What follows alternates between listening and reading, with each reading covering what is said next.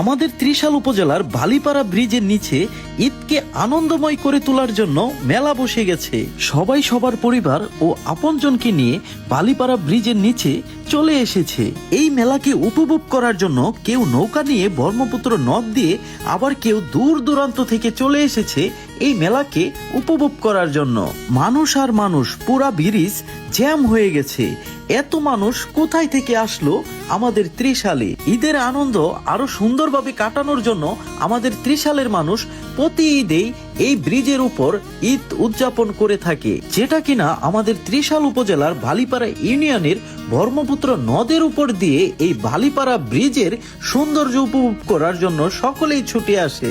আপনিও চলে আসতে পারেন এই ঈদের ছুটিতে আপনার পরিবার ও আপনার আপনজনদেরকে নিয়ে ঈদকে আরো আনন্দময় করে তোলার জন্য।